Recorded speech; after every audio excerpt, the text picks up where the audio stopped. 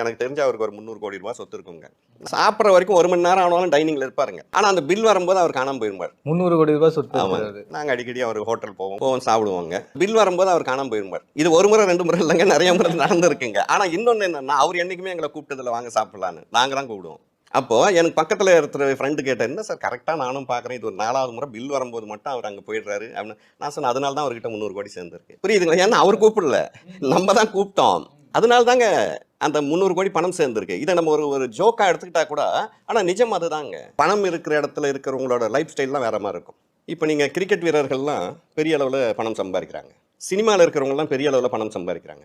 அரசியல்வாதிகள்லாம் பெரிய அளவில் பணம் சம்பாதிக்கிறாங்க. ரியல் எஸ்டேட் இவங்கெல்லாம் நிறைய பணம் சம்பாதிக்கிறாங்க. இவங்கெல்லாம் எந்த இடத்துல பணம் சம்பாதிக்கிறாங்கன்னா, மக்கள் பணம் எங்கெல்லாம் புழக்கம் அதிகமாக இருக்கோ அந்த இடத்துல ஈஸியாக பணம் கிடைக்குங்க. இப்போ கிரிக்கெட்டில் வந்து நீங்கள் என்னதான் விளையாடினாலும் மக்கள் வந்து 100, 200, 1000, 10,000 டிக்கெட் வாங்கிட்டு போகிறாங்க பாருங்க.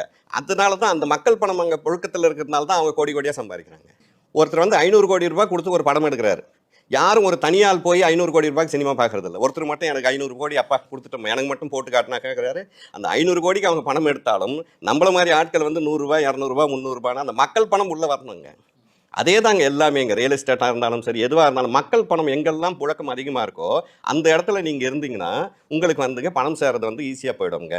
அப்போ பங்குச்சந்தையும் அதே மாதிரி தான். அப்போ மக்கள் பணம் அங்கே நிறையா இருக்குங்க. அப்போ மக்கள் பணம் அதிகமாக அந்த இடத்துல வந்து பணப்புழக்கம் இருக்கிற இடத்துல நீங்கள் முதலீடு பண்ணும்போது உங்களுக்கு வந்து நிறைய பணம் கிடைக்குங்க. இந்த திட்டமிடல் சொல்லும் போது நம்ம நிறைய சொல்கிறது இதுதாங்க. நீங்கள் என்ன தான் வந்து பணம் சம்பாதிச்சாலும் நீங்கள் எவ்வளோ சம்பாதிக்கின்றது முக்கியம் இல்லை. முதல் சேமிக்கிற பழக்கம். 100 ரூபாய் சேமிங்கன்றா, நீங்கள் ரொம்பவே சேமிக்க வேண்டாங்க. ஃபர்ஸ்ட் ஒரு 100 ரூபாய் சேமிங்க. 100 200 ஆக்குங்க, 200 300 ஆக்குங்க, 300 500 ஆகிடுங்க. அப்போது பணத்தோட மகிமை என்னன்னாங்க, பணம் வர்ற வழியை நீங்கள் கண்டுபிடிச்சிட்டிங்கன்னா அதுக்கப்புறம் நீங்கள் வேண்டாம்னாலும் அந்த பணம் வந்துகிட்டு இருக்கும். அதுதான் அதோட முக்கியமான விஷயம். பணத்துக்கு ஒரு பெரிய மகிமை உண்டுங்க. ஆமாம், அது பணம் வர்ற வழியை நீங்கள் வந்து கண்டுபிடிச்சிடணும். இன்றைக்கி வளர்ந்த அத்தனை பேரும், நீங்கள் நம்ம அண்ணாந்து பார்க்குற அத்தனை பேரும் பணம் வர்ற வழியை தான் கண்டுபிடிச்சிருக்காங்க. இப்போ அதுக்காக அவங்க ஒர்க் பண்ணுறாங்கன்னா இல்லை, ஏதோ ஒரு வகையில் அவங்களுக்கு வந்து பணம் வந்துக்கிட்டே இருக்கும். அப்போ பணம் வர்ற வழியை வந்து நம்ம கண்டுபிடிக்கணும். நம்ம ஊர்லெல்லாம் பார்த்தீங்கன்னா ஒரு ஊற்று மாதிரி தாங்க. ஒரு ஊற்றுல தண்ணி வந்ததுன்னா அந்த ஏரியாவே வெள்ளமாக மாறி போயிடுங்க.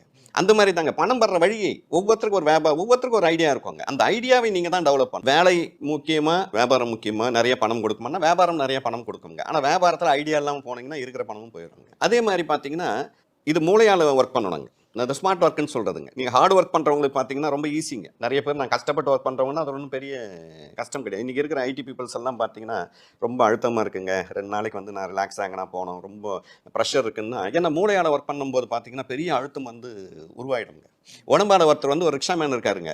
அவர் வந்து உடம்பால் தான் ஒர்க் பண்ணுறாரு. அவர் ஈவினிங் போய் படுத்தோடனே தூங்கிடுவார். ஏன்னா அவர் மைண்ட் வந்து ஃப்ரீங்க. நாளைக்கு காலைல யார் வந்து எங்கே கூப்பிட்டு போகிறான்னு அவருக்கு தெரியாதுங்க.